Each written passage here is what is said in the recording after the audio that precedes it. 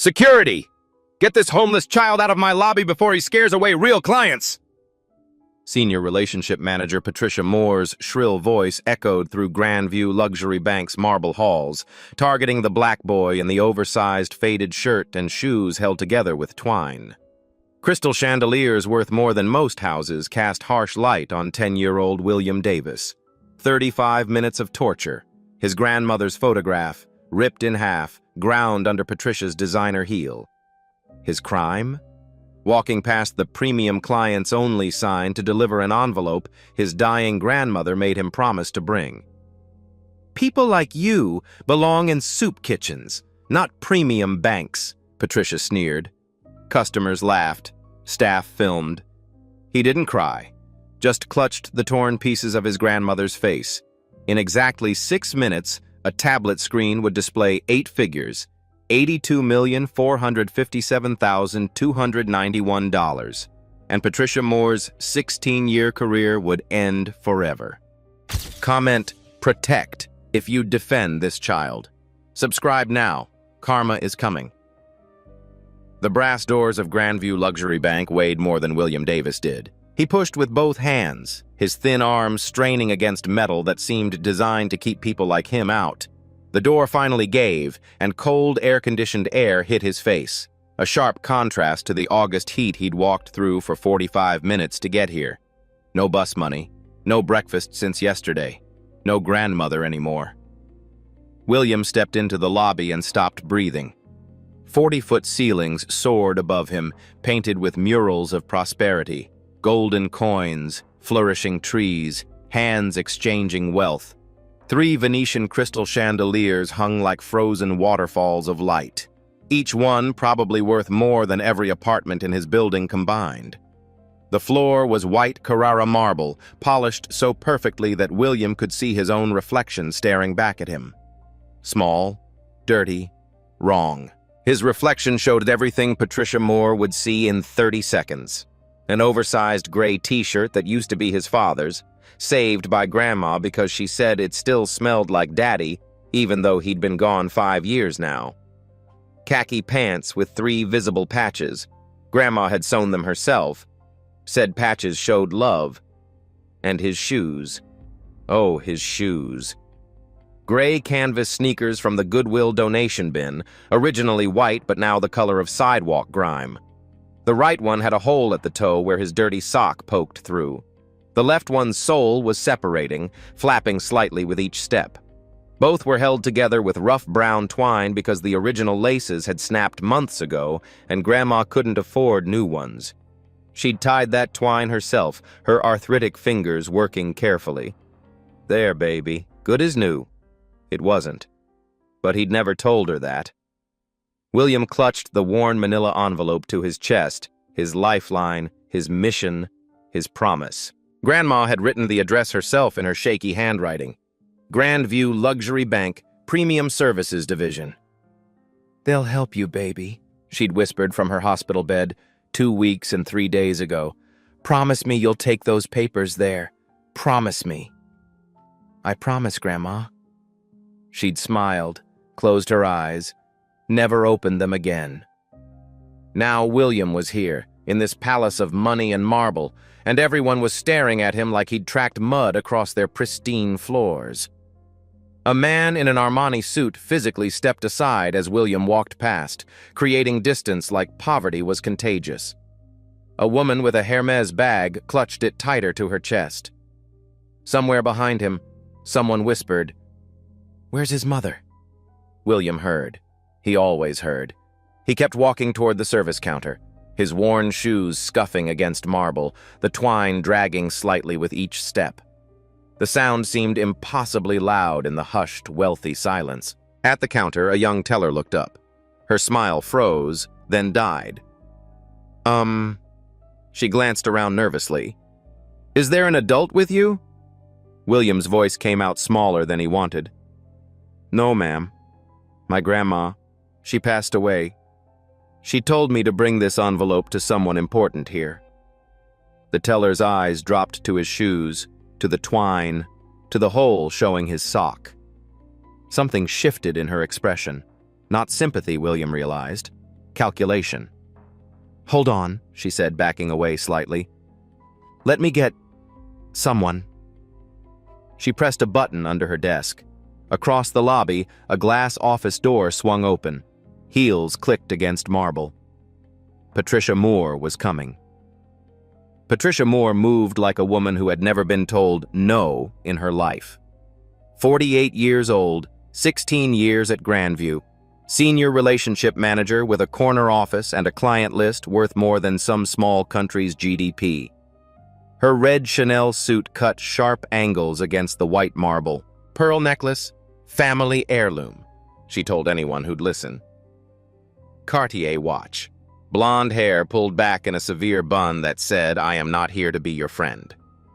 She spotted William from 20 feet away, and her lip curled. Not subtle, not hidden.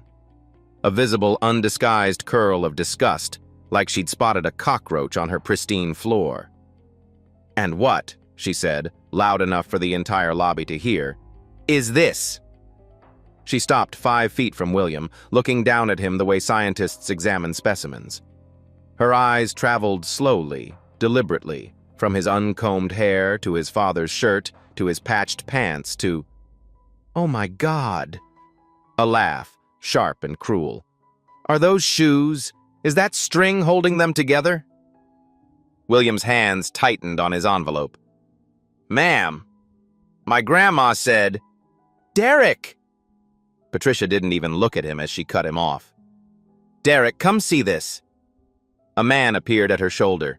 35, slicked back hair, the kind of smile that never reached his eyes. Derek Harris, assistant manager. Patricia's loyal shadow. "What have we got here, Mrs. Moore?"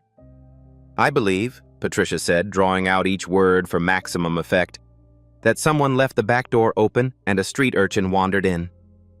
Laughter. From Derek, from a teller behind the counter, from somewhere in the line of customers. William stood perfectly still, the way Grandma had taught him. "When they're mean, baby, you stand tall. Don't let them see you break." "Ma'am," he tried again, voice steady despite everything. "My grandmother told me to come here. She said you'd help me." Patricia's eyebrows rose in theatrical surprise. "Your grandmother told you to come here?" She gestured around at the crystal and marble and gold. "To Grandview Premium Bank?" "Yes, ma'am. She gave me this envelope and..." "Do you know what premium means, sweetheart?" Patricia bent down slightly, her expensive perfume overwhelming William's senses. "It means not for people like you." The words hit like punches. William felt them land somewhere deep in his chest. "Where are your parents?" Patricia continued, straightening. "Oh, wait, let me guess. Father in prison? Mother on drugs?" Classic. "My parents died when I was 5. William's voice cracked despite his best efforts. "I lived with my grandma, but she's gone now too. 2 weeks ago." For half a second, half a heartbeat, something flickered across Patricia's face. Then it vanished, replaced by cold amusement. "Well, that's very tragic. A real Lifetime movie." She examined her manicured nails. "But we're not a charity, and we don't hand out money to every little orphan who wanders in with a sob story and shoes held together with string." Derek snorted. "Maybe he's looking for the soup kitchen. It's 3 blocks that way, kid." Another staff member appeared. Brittany Young, 26, junior associate, phone already in hand. "Oh my God, Mrs. Moore, is that twine? Like for packages?" "I believe it is, Brittany." Brittany raised her phone, angled it toward William's feet. Click, click. "The girls are not gonna believe this." William felt heat creeping up his neck. Shame, familiar and suffocating. But he didn't move. "Please," he said. "Grandma said it was really important. She made me promise." Patricia's smile was a weapon. "Then your grandma lied to you, sweetheart. Or she was crazy. Probably both." She waved a dismissive hand. "Now run along before I call security. You're making our real customers uncomfortable." Behind Patricia, James Thompson shifted his weight. 42 years old, security guard, ex-military. He'd been watching since William walked in, something protective stirring in his chest. He had a daughter at home, 9 years old, 1 year younger than this kid. James's hand moved toward William instinctively. Then he remembered the mortgage, his wife's medical bills, his daughter's school tuition. He stopped. William held the envelope out with both hands, the way Grandma had taught him to offer things to adults. "Please, ma'am, just look. Grandma wrote the address herself. See?" He pointed at the shaky handwriting. "Grandview Luxury Bank, Premium Services Division. She said they'd know what to do." Patricia didn't take it. "Let me explain something to you, honey." She stepped closer, her perfume choking. "Our minimum account balance is $250,000. Do you know how much that is?" William shook his head. "It's more money than your whole family will see in their entire lives." Patricia laughed, and Derek laughed with her, and Brittany laughed while taking more photos. "So unless you've got $250,000 in those raggedy pockets, Grandma said there's a lot of money." William's voice was getting smaller, but he kept trying. "She said I'd be okay. She said there were lots of zeros." Patricia's laugh was a bark. "Zeros? Did you hear that, Derek? His grandma promised him zeros." "Maybe she meant $0.00, Derek offered. "The only zeros here are on your account balance, kid." Something was building in the lobby, a tension, an electricity. Some customers looked uncomfortable, others were openly entertained, watching the show. Elena Davis, a wealthy white woman in her 50s, lowered her magazine slightly. She had a grandson this age. "This is wrong," she thought. But her husband Thomas sat beside her, and she knew what he'd say if she interfered. "Not our problem. Stay out of it." She kept watching. "Please," William said again. "Just look at the papers inside. Grandma said they were really important." She said, "Do you even know what's in that envelope?" Patricia cut him off. "Can you even read those papers?" William's chin lifted. "I can read. I'm in 4th grade. I get good grades. Grandma always helped me with homework, and she said I was smart, and—" His voice cracked, betraying him. Tears threatened. "Oh, no." Patricia's voice dripped with false concern. "Here come the waterworks. Everyone look." She gestured to the lobby, playing to her audience. "The little con artist is turning on the tears. Classic street kid move." "I'm not a con artist." William didn't know what the word meant exactly, but he knew it was bad. "I'm not lying. Grandma never lied. Your grandmother told you a premium bank would help a homeless orphan in twine shoes." Patricia spread her hands. "That sounds like a lie to me." Brittany's phone clicked again. She was composing a post in her head. "When you think Grandview is a homeless shelter, #wrong door, #string shoes." At the security station, James Thompson's jaw tightened so hard his teeth ached. His phone was in his pocket. He could record this, document it. But Patricia had fired people for less. He'd seen it happen.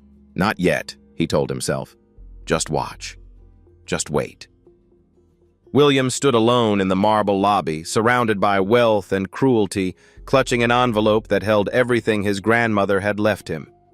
He had no idea what was inside. He just knew he'd promised. "I promised Grandma." William's voice broke the brief silence, and there was something in it. Something steel-forged. Something unbreakable despite how small it sounded. "I promised. She made me promise on her bed before she—" He swallowed hard. "Before she went to sleep forever. I'm not leaving until someone looks at these papers."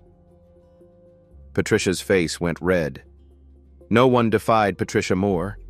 Certainly not black children in charity shoes. Not in her bank. Not in front of her customers. "Excuse me?" Her voice dropped to something dangerous. "Did this little street urchin just tell me what he's going to do? In my lobby? She stepped forward. Derek moved to flank her. Brittany circled around the other side, phone still recording. William stepped back, hit the counter's edge. Trapped. "You have 30 seconds, Patricia said, leaning down until her face was inches from his. 30 seconds to walk out that door and never come back." But Grandma said, "If you don't leave," Patricia continued, steamrolling over his small voice, "I'm calling the police. Do you know what happens to little black boys who trespass in banks? They go to jail. Or worse." She smiled without warmth. "A group home. Do you know what that is?" William's eyes went wide. He knew. Grandma had talked about group homes, warned him, made him promise to be good so they'd never take him. "Please don't call the police." His voice was barely audible now. "Please. I'll go. I just wanted someone to look at Grandma's papers. She promised you'd help. She promised." His knees buckled. He sank to the floor, back against the counter, clutching the envelope to his chest. Sobs shook his thin shoulders. "Please, Grandma said you'd help. She promised." The lobby fell silent except for William's crying. A terrible sound. The sound of a child with nothing left, breaking apart on cold marble. James Thompson started forward before he could stop himself. "Ma'am, he's just a kid. Maybe I could just look at his—" "Back off!" Patricia wheeled on him, eyes blazing. "One more word, James, and you're fired. You want to join him on the street? Because I can make that happen." James froze mid-step. He thought of his daughter, her smile when he came home, the mortgage payment due next week, his wife's prescription costs. Shame flooded through him as he stepped back. "That's what I thought." Patricia turned back to William, triumph in her eyes. "Now, Derek, remove him." "Patricia!" A new voice. Elena Davis was standing, her husband tugging at her arm. "Elena, sit down!" "No, Thomas." Elena pulled free. "This is wrong. He's a child. He just lost his grandmother and you're—" "Ma'am." Patricia's voice could have frozen fire. "This is a banking matter. Return to your seat." "I've been a customer here for 22 years. "Then you should know better than to interfere with branch management." Patricia turned her back on Elena deliberately, dismissively. "Derek, now!" Derek grabbed William's thin arm.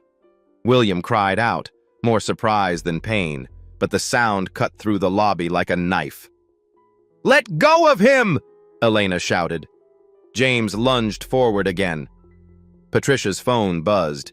She glanced at the screen. R. Lewis. Urgent. "Telemarketer," she muttered, silencing it.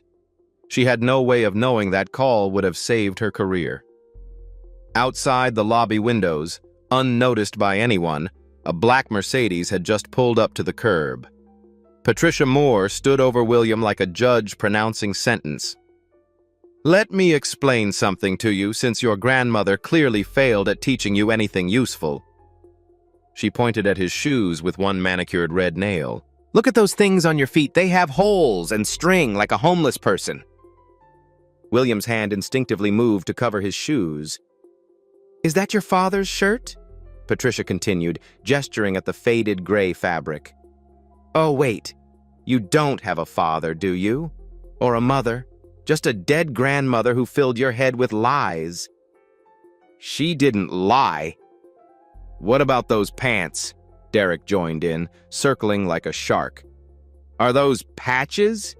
Who even patches clothes anymore? What is this, 1930? "Grandma fixed them herself." William's voice was barely audible. "She said patches show love." "Patches show poverty," Brittany laughed, phone still recording. Hashtag tragic. Patricia bent down again, her face inches from William's. "I've seen homeless people dressed better than you. Did your grandmother live in a cardboard box? Is that where you learned fashion?" "We have an apartment," William protested. "It's small, but it's nice." "Grandma grew flowers on the windowsill and made it pretty, and Nobody cares about your grandmother's pathetic little flowers. Patricia's voice was ice. Your grandmother is gone, kid. Dead. Accept it. Derek laughed, low and cruel. Maybe she died of embarrassment, looking at how you turned out. William's breath caught. The words hit something raw, something still bleeding. Across the lobby, James Thompson's fists clenched so tight his nails bit into his palms. His daughter was 9, 1 year younger than this kid. If anyone ever spoke to her like this. Record it, a voice whispered in his head. At least record it. His hand moved toward his phone. Elena Davis stood frozen where Patricia had dismissed her, tears streaming down her face. Her grandson was 10 years old, sweet, innocent, wore whatever his mother put on him without complaint. Say something, her conscience screamed. Do something. But Thomas had her arm again, pulling her back toward their seats, hissing about making scenes, about not getting involved. She let herself be pulled.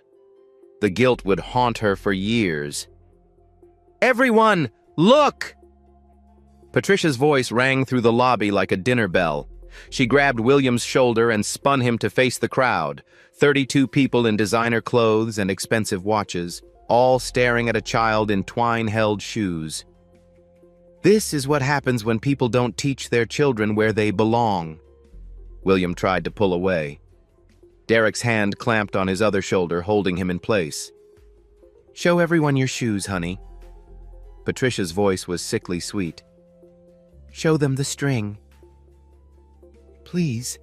William's voice cracked. Please stop. Come on, kid. Derek gave him a little shake. Give us a fashion show. Twirl. Laughter from somewhere in the lobby. Someone else was filming now. Not Brittany. Someone in line, phone held up like they were recording a YouTube video. Entertainment. James Thompson realized with sick horror. They think this is entertainment. Look at this, people. Patricia pointed at William's right shoe with theatrical disgust. The hole showing his dirty sock. When did you last wash that sock, honey? Can you even afford soap? More laughter. This is why we have premium sections. Patricia gestured grandly at the lobby, at the chandeliers, at the marble. To protect real customers from this. William tried to shrink, to disappear, to make himself so small no one could see him. He sat on the cold marble floor, pulling his feet under his body, trying to hide the shoes Grandma had tied with love and twine. Please stop. His whisper was barely audible. Please. Oh my God. What's this? Brittany had spotted something. William's movement had dislodged a small object from his pocket. It lay on the marble now, laminated but cracked, edges soft from years of handling. A photograph. Grandma holding baby William. Both of them smiling. The only picture he had left. Brittany snatched it before William could react. Give it back! He lunged for it, but Derek held him. That's my grandma! Aw, look at this cute little thing. Brittany showed it to Derek, to Patricia, passing it around like a party favor. Is this the grandmother who was going to make you rich? Patricia took the photo, examining it with exaggerated interest. Well, she looks like she shops at the same Goodwill you do. She laughed at her own joke. No wonder she thought a premium bank would help her grandson. Give it back! William was crying openly now, struggling against Derek's grip. Please, it's all I have left of her. I'll tell you what, Patricia said, holding the photo just out of William's reach. I'll give it back when you leave, deal? Please. William's voice broke completely. Please. It's the only picture I have. Please. 18 minutes had passed since William walked through those brass doors. 18 minutes of torture. And it was about to get worse. You know what? Fine. Patricia's voice cracked like a whip. She strode toward William, her heels striking marble like gunshots.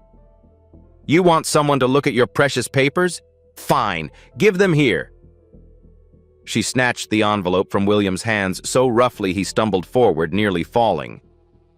Let's see what the dead grandmother left behind. Patricia held up the envelope, playing to her audience. Probably lottery tickets and a dream. She tore it open with no ceremony, pulling out a thick stack of papers. Legal mumbo-jumbo. She flipped through without reading. Some numbers, blah, blah, blah. Signatures nobody cares about. Please be careful, William started. This is what you wanted me to see? Patricia's laugh was sharp. This is gibberish. Your grandmother was clearly senile. She shuffled through the papers with increasingly rough hands. Across the lobby, if anyone had looked closely, they might have caught glimpses of the pages. Last will and testament, Walker Hospitality Group, strings of numbers with many, many zeros. But no one looked closely. No one cared. You know what I think? Patricia held up the papers. I think your grandmother was too confused to know what she was writing. Maybe that's why she died. Too senile to remember how to breathe. She wasn't senile. William's voice rose, cracking. She was smart. She was the smartest person. Patricia dropped the papers. They scattered across the marble floor like wounded birds, pages sliding under customers' feet, being stepped on, getting dirty. There. Patricia dusted off her hands. I looked. Happy now? Now, will you leave? No, no. William dropped to his knees, scrambling to gather the pages. These are important. Grandma said. People stepped around him. Some stepped on the papers, not caring, not noticing. William crawled across the cold marble, trying to save his grandmother's last gift. His fingers found a page that made his heart stop. Torn, right through a signature line. Grandma's signature, her shaky, arthritic handwriting, ripped in half. You broke it. William's voice was barely a whisper. You broke Grandma's name. He held the two pieces, trying to fit them back together, tears dropping onto the paper and smearing the ink. Patricia looked down at him with something like satisfaction. Your grandmother said a lot of things that weren't true, didn't she? Like that you'd be okay. Like that anyone would help you. She crouched down, her face level with his. Like that you mattered. Her voice dropped to a whisper. Guess what, kid? Nobody cares about you. Not anymore. Grandma cared. Well, Grandma's dead. Patricia straightened, brushing off her skirt. And dead people don't care about anything. At the security station, James Thompson finally made his decision. His hand moved to his phone, opened the camera, hit record. This has to stop, he thought. Someone has to stop this. But he didn't step forward, didn't intervene. He just recorded. It was something, it wasn't enough, but it was something. I'm getting bored, Patricia announced. She still held the photograph, Grandma holding baby William, both of them smiling at a camera held by someone long forgotten. William was on the floor surrounded by scattered papers, tears streaming down his face. He looked up at Patricia, at his grandmother's face in her manicured hands. Please give it back. His voice was raw. Please. It's all I have left of her. Something flickered in Patricia's eyes. Not sympathy. Something darker. Curiosity. Power. You want this back so badly? She held the photo up, examining it like a specimen. It means that much to you? William nodded desperately. Then say it. Patricia's smile was razor sharp. Say, I don't belong here. William's breath caught. Go on. Say it. Patricia stepped closer. Say, I don't belong here, and I'll give you your precious picture. The lobby had gone silent. Even the people who'd been laughing seemed uncomfortable now, though not uncomfortable enough to intervene. William swallowed hard. I don't belong here. Louder. Patricia cupped her ear theatrically. I can't hear you. Let everyone hear you. William's voice broke, but he pushed through. I don't belong here. The words echoed off marble, off crystal, off gold. Patricia smiled. Good boy. Now, was that so hard? She held out the photo. William reached for it, and Patricia's expression changed. But you know what? Her voice went cold. I changed my mind. She held up the photograph so William could see his grandmother's face clearly, smiling, loving, holding her baby grandson. This picture, Patricia said, it's trash, just like your grandmother, just like you. And she ripped it in half. The sound wasn't loud, just paper tearing, but it echoed through the lobby like a gunshot. William's scream followed a second later. No! Patricia dropped the pieces and ground them under her Louboutin heel, twisting, crushing, destroying. William threw himself at her feet, trying to save the fragments, but she pushed him back with one sharp shove. He fell against the marble, hard, and lay there clutching the torn pieces of his grandmother's face, rocking back and forth. No, no, no, no, no! Grandma! Grandma! He was hyperventilating now, his small body shaking with sobs that seemed too big for him.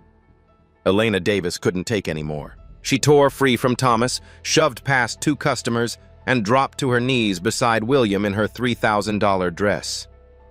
Sweetheart, it's okay. I'm here. It's okay. She broke it, William gasped between sobs. She broke Grandma's picture. Elena turned to Patricia, and 22 years of proper banking customer behavior evaporated in an instant. You're a monster! He's 10 years old! Patricia's eyes narrowed. Ma'am, step away from the vagrant. He's not a vagrant. He's a child. A grieving child who just watched you destroy his dead grandmother's photograph. I destroyed a piece of trash from a trash family. I have been a customer at this bank for 22 years. Elena's voice shook with rage. Not anymore. Never again. Ma'am, my name is Elena Davis, and I want to speak to your supervisor right now. Patricia's smile was ice. I am the supervisor, Ms. Davis, and I suggest you return to your seat before I have you removed alongside this person. Elena didn't move. Her arms wrapped around William, protecting him with her body. Something had finally broken in the lobby, and it was about to shatter completely. That's it. Patricia pulled out her phone, her movements sharp and deliberate. You want to interfere, Ms. Davis? Fine. Let's get the authorities involved. She dialed, waited. Yes, 911. This is Patricia Moore at Grandview Luxury Bank on Fifth Avenue. William's hyperventilating got worse. I have a disturbance. A vagrant child broke into our lobby and is threatening customers. He didn't, Elena started. He may have stolen documents. Patricia spoke over her. He's aggressive. Possibly dangerous. He's 10 years old, Elena shouted. Patricia turned her back. Yes, he's black, about 10 years old, dirty clothes, shoes held together with string, very aggressive. William was shaking so hard his teeth chattered. Please don't let them take me. Please, I didn't do anything. Probably a runaway from a group home, Patricia continued calmly. Please send officers immediately. I don't feel safe. She hung up. Sirens, distant but growing closer. No! William tried to stand, fell, tried again. Please, I didn't steal anything. Grandma gave me those papers. Please don't let them take me to a group home. James Thompson couldn't take any more. He crossed the lobby in 5 strides, dropped his security badge on the floor, and knelt beside William. That's it. I'm done. He looked at Patricia with something like hatred. This kid didn't do anything wrong. James? Patricia's voice carried a warning. I have this entire thing on my phone. James held it up. Every single second, already backed up to cloud. You want to fire me? Go ahead, but you can't delete what I've got. Patricia's face flickered, the first sign of concern she'd shown, but she was too committed now, too deep. You're fired, she said flatly. Clean out your locker. Worth it. James wrapped a protective arm around William. Completely worth it. Elena had her phone out too now, recording. And outside, unnoticed, the black Mercedes's doors were opening. A man in an impeccable three-piece suit stepped onto the sidewalk. Behind him, two more figures emerged, one with a DOJ badge visible, one with FBI credentials on a lanyard. They walked toward the bank's brass doors with purpose. Raymond Lewis had been Dorothy Davis's attorney for 38 years. He'd been there when she started with nothing. A black woman in 1960s America with $500, a dream, and the kind of determination that built empires. He'd watched her turn that determination into Walker Hospitality Group. 823 properties across 42 states, 12,000 employees, $8.2 billion in holdings. He'd held her hand 3 weeks ago when she told him her plan. Send William to the bank, Raymond. In my old things, my old shoes. Dorothy, they'll eat him alive. I know. Her eyes, still sharp despite the illness eating her body, had filled with tears. That's the point. I need to know what my bank has become. And now, walking through those brass doors, Raymond knew. Patricia Moore. His voice cut through the lobby like a blade. Every head turned. Even the approaching sirens seemed to pause. Patricia spun, phone still in hand. Who the hell? Hang up that phone. Raymond's voice left no room for negotiation. Now! I am in the middle of a police call, and I don't know who you think you... My name is Raymond Lewis, attorney at law. He walked toward her, each step deliberate. Counsel to Dorothy Davis. Patricia's face went blank. Who? Behind Raymond, the FBI agent and DOJ representative fanned out, blocking exits. Raymond didn't answer Patricia. Instead, he crossed to where William sat on the floor, surrounded by Elena and James, still clutching the torn pieces of his grandmother's photograph. He knelt down, his expensive suit touching the marble floor without hesitation. William. His voice went infinitely gentle. I'm Mr. Raymond, your grandmother's friend. William looked up, tear-streaked face searching. Mr. Raymond? Grandma? Grandma talked about you. I know, buddy. I'm sorry I'm late. Traffic. Raymond helped William to his feet, keeping a protective arm around him. But I'm here now. Everything's going to be okay. They broke Grandma's picture. I know, I saw. Raymond's jaw tightened. Then he turned to face Patricia. Mrs. Moore, before we proceed, let me show you something. He reached into his briefcase and pulled out a tablet, tapped the screen, turned it to face Patricia, and the lobby went completely silent. On the screen, Grandview Luxury Bank, premium account, account holder, William Marcus Davis account, type, trust, checking current balance, $82,457,291, 8 figures. Patricia's face went through transformations like time-lapse photography. Confusion, disbelief, recognition, horror. Her voice came out strangled. That's not possible. That's his checking account. Raymond's voice was ice. Would you like to see his investment portfolio? Or perhaps the deed to this building? This can't... That little boy you've been torturing for 35 minutes. Raymond stepped closer, his voice dropping to something quiet and devastating. His name is William Marcus Davis. His grandmother was Dorothy Eleanor Davis. The color drained from Patricia's face, white to gray to something like death. Dorothy Davis founded Walker Hospitality Group, $8.2 billion in holdings, 823 properties across 12 states, 12,450 employees. Patricia's hand shot out, grabbing the counter for support. This bank, your bank, sits on property Dorothy purchased in 1985. Walker Hospitality Group owns 67% of Grandview Financial Holdings. I didn't. Patricia's voice was barely a whisper. I didn't know. William is Dorothy's sole heir to everything. Raymond's eyes were cold. You just spent 35 minutes torturing your owner. You called police on a child who holds the deed to the building you're standing in. Patricia's knees buckled. She grabbed the counter with both hands. But his shoes... Those shoes belong to Dorothy. Raymond's voice carried through the silent lobby. She wore them as a child, when she was poor, before she built an empire that would make you look like a beggar in comparison. He leaned closer. She dressed William in her old things on purpose, Mrs. Moore. She wanted to see how her bank, the institution she built, would treat someone who looked like she did before she became someone. I didn't know. That's exactly the point.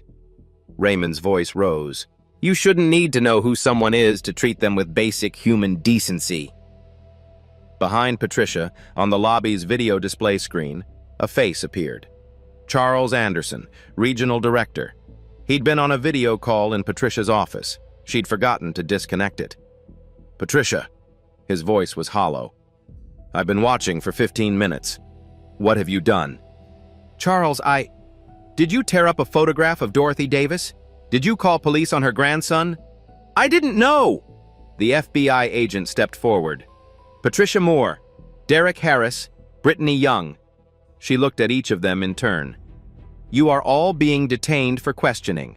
This is now a federal investigation. Patricia's phone slipped from nerveless fingers, clattering against the marble floor. On the screen, $82,457,291 glowed like a judgment. 8 figures, and the destruction of a 16-year career. The lobby existed in a state of suspended animation. 32 customers stood frozen, phones raised like offerings to some digital god. Staff members who'd laughed minutes ago now pressed themselves against walls, trying to become invisible. The classical music still played. Chopin, something delicate and expensive, a surreal soundtrack to unfolding catastrophe. Patricia Moore stared at the tablet screen like it might change if she looked hard enough. $82,457,291. 8 figures. Her mouth formed the words, but no sound came out. There must be a mistake. Her voice came back as a croak. There has to be. No mistake. Raymond reached into his briefcase again, pulling out a thick leather folder. These are the original documents you threw on the floor. Certified copies, of course. The originals are in my vault, but you'll recognize the content. He began reading, his voice carrying through the silent lobby. I, Dorothy Eleanor Davis, being of sound mind and body, hereby bequeath the entirety of my estate. He paused, letting the words land. To my beloved grandson, William Marcus Davis. Patricia swayed. Including but not limited to Walker Hospitality Group, 100% ownership. Grandview Financial Holdings, 67% controlling interest. All subsidiary properties, investments, cash holdings, and accounts. He turned a page. Total estimated value at time of filing, $8,247,529,000. Someone in the lobby gasped, then another. Derek Harris backed away slowly, as if distance might save him. Brittany Young's phone slipped from her fingers, cracking against the marble. On the wall screen, Charles Anderson's face had gone the color of old ash. Patricia, his voice cracked. Did you just destroy... Did you call police on Dorothy Davis's grandson? Charles, I didn't know.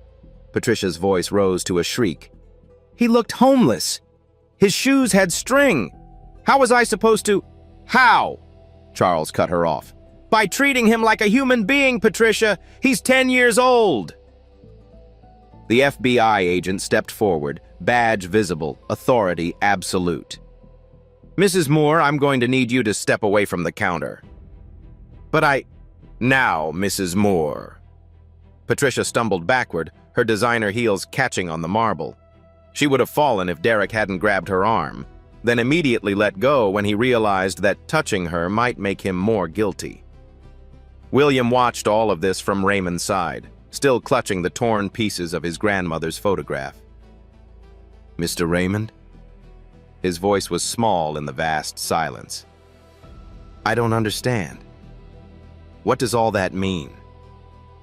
Raymond knelt down, his expensive suit touching the floor without concern. "It means your grandma left you everything, buddy. All the money, all the buildings. This bank," he gestured at the marble and crystal surrounding them, "belongs to you now." William's brow furrowed. "But I just wanted someone to look at her papers. She said they'd help me." "They will, son. They will." Raymond's voice was thick. "I'm just sorry no one helped you the way she wanted. Can someone fix Grandma's picture?" William held up the torn pieces. "They broke it." Raymond had to look away for a moment. When he turned back, his eyes were bright. "We'll fix everything, William. I promise." The FBI agent, her name was Special Agent Torres, had a folder of her own. "Mrs. Moore," she said, her voice professionally neutral in a way that made it terrifying. "This isn't your first time, is it?" Patricia's face went blank. "I don't know what—" "We have records of 26 discrimination complaints filed against you." Torres opened her folder. "Over 5 years. Customers turned away based on appearance. Families redirected to other branches. Service denied for system issues that only affected minority customers." Patricia's mouth opened, closed. All 26 complaints were marked resolved. Torres flipped a page. "By you, Mrs. Moore, without investigation, without oversight." "Those were legitimate. We also have records of $312,000 paid out in customer satisfaction settlements." Torres's eyes were cold. "From bank discretionary funds, authorized by Regional Director Anderson." On the screen, Charles Anderson's face somehow went even paler. 8 of those complaints involved children, Mrs. Moore.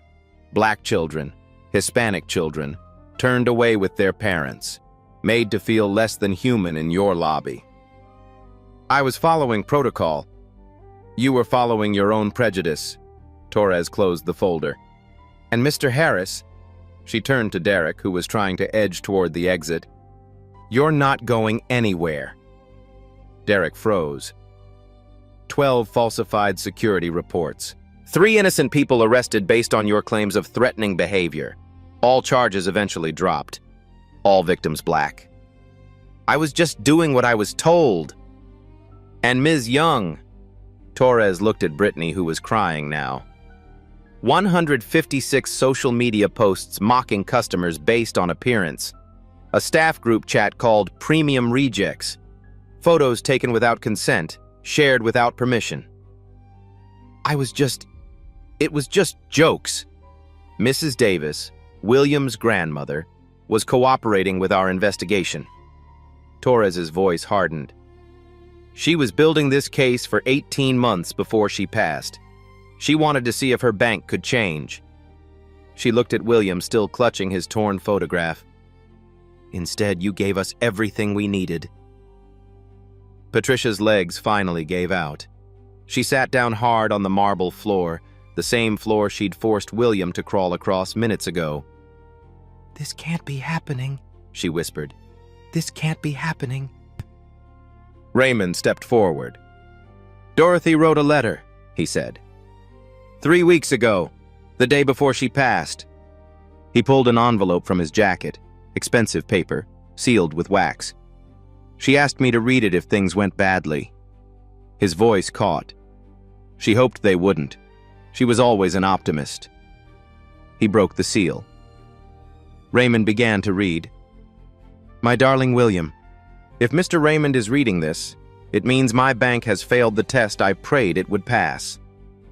I started Grandview 38 years ago with $500 and a dream. A dream that everyone, regardless of how they looked or what they wore, deserved to be treated with dignity. I came from nothing, baby. I know what it feels like to be turned away because of worn shoes and patched clothes, to have people decide you're worthless based on what they see. I dressed you in my old things, clothes I wore when I was poor, shoes I walked to school in when my family had nothing, because I wanted to see if my bank would treat you the way I was treated before I became someone. I hoped they would see you, William, not your shoes. I prayed they would show kindness to a scared child. If they failed, if they hurt you, I am so deeply sorry, my sweet boy. That was never supposed to happen.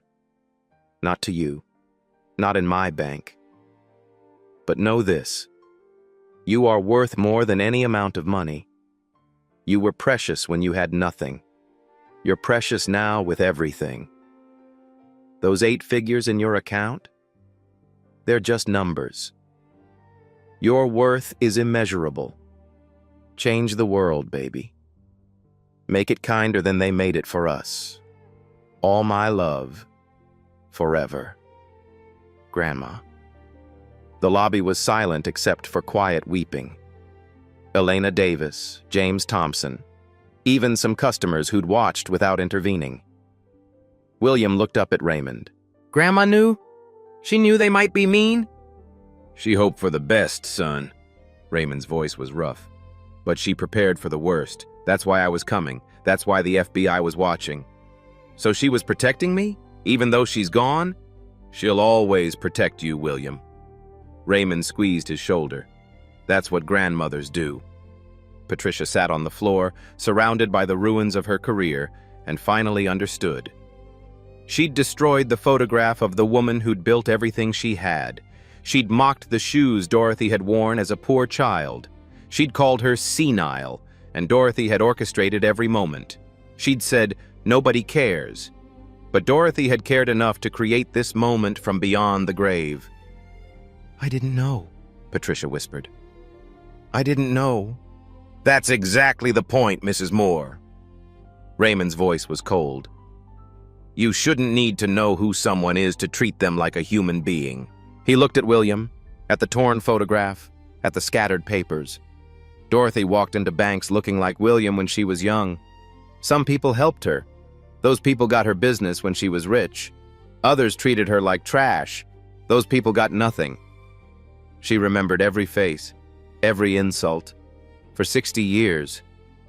She hoped things had changed. He looked at Patricia. Thanks to you, she died knowing they hadn't. The brass doors opened again. Janet Williams, Chief HR Officer, walked in with 2 uniformed officers. "Patricia Moore, your employment is terminated. Cause, gross misconduct, civil rights violations." "Janet, please. You're banned from all Walker Hospitality properties for life. 823 locations. My retirement, forfeited. Per your contract, termination for cause forfeits all pension benefits." "That's 16 years. Badge." Patricia's fingers fumbled with her nameplate. It took 3 tries to unclip it. "Mr. Harris, Ms. Young, same applies to you." Derek stepped forward. "I was just following orders. FBI has questions about those falsified security reports." Torres appeared at his elbow. Handcuffs clicked. Brittany started crying. "I was just taking pictures." 156 posts. Harassment. Evidence tampering. More handcuffs. The perp walk began. Patricia, Derek, Brittany led through the same lobby where they'd tortured a child. Patricia passed Elena. "You destroyed a 10-year-old's picture of his dead grandmother. I hope you remember his tears every night of your sentence." On the wall screen, Charles Anderson watched his career die. "Agents are en route to your location. Don't touch your computer." Workers arrived to remove the Premium Clients Only sign. They replaced it with, "All customers welcome." James Thompson approached Raymond. I should have done more. I watched for 18 minutes. Dorothy kept notes on every employee. She wrote, James Thompson, good heart, needs courage. Give him opportunity. Why me? After I failed? Because you wanted to help. That's more than most. Raymond handed him a card. Head of Dignity Initiative, $125,000 salary. Elena Davis approached William. I'm so sorry I didn't speak up sooner. I have a grandson your age. It's okay, ma'am. You helped me at the end. Grandma always said better late than never. Elena broke down, comforted by the child she'd failed. What can I do? She asked Raymond. There's a foundation that needs board members. Thomas stepped forward. Elena, we need to go. Thomas, I want a divorce. Raymond gave William the small, silver-wrapped package. Inside, the same photograph, framed in sterling silver, engraved, Love Forever, Grandma.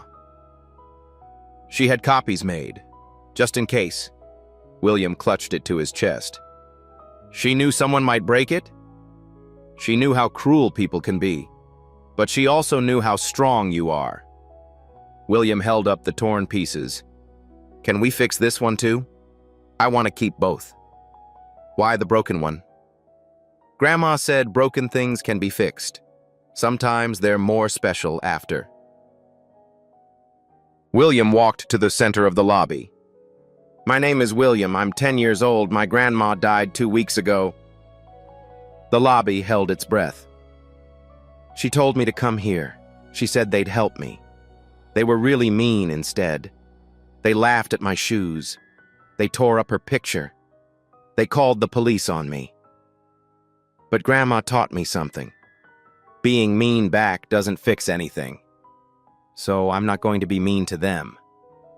I'm just going to try to make sure nobody is ever mean to kids like me again. People should just be nice, that's all. Silence. Then applause, starting with James, spreading through the lobby. A standing ovation for a 10-year-old in twine-tied shoes. Why are they clapping? William asked. I didn't do anything special. You stayed kind when every reason said you shouldn't. That's the most special thing in the world. 6 months later, the Dorothy Davis Initiative launched across all 823 properties. James Thompson, head of Dignity Compliance, $125,000 salary, stood before employees in the same Grandview lobby. 6 months ago, I watched a 10-year-old boy be tortured in this lobby. I watched for 18 minutes and did nothing. He held up a photograph of William on the floor. This is what silence looks like. The Dorothy Davis Initiative exists to make sure this never happens again. Every employee, every property. 40 hours of dignity training, zero tolerance. Elena Davis testified before Congress. For 22 years, I was a preferred customer. 6 months ago, I watched a child be humiliated for 18 minutes. I did nothing. The Dorothy Davis Foundation has supported over 200 discrimination victims. Everyone has a story. Everyone has 18 minutes that bystanders could have used to help. Silence is a choice, and it's the wrong one. 2 years later, Dorothy's law passed in 14 states. Discrimination complaints dropped 58%. William Davis, now 12, spoke at the signing ceremony. My grandma left me 8 figures. People talk about that a lot. But I was worth the same when I had $3 in my pocket. Money doesn't make you valuable. Kindness does. Dorothy's law isn't about punishing bad people. It's about creating a world where good people aren't afraid to speak up. 28 million people watched that speech online. Patricia Moore served 4 years of an 8-year sentence. In the 3rd year, she wrote to William, I was the monster I pretended to protect people from. I don't expect forgiveness, but I wanted you to know. I finally understand. I think about your face every night. William read it 3 times, didn't respond, but kept it. Grandma said people can change. even broken people. I don't forgive her yet. Maybe someday. 8 years later. William walked through Grandview's doors on his 18th birthday. Dorothy's portrait hung above the entrance. Bronze plaque. Everyone who walks through these doors deserves dignity. He wore simple clothes by choice. Simple canvas sneakers, deliberately worn. He was testing. He always tested. A young employee approached. Jasmine, early 20s. "Good morning. Welcome to Grandview. How can I help you?" She didn't look at his shoes. She looked at his face.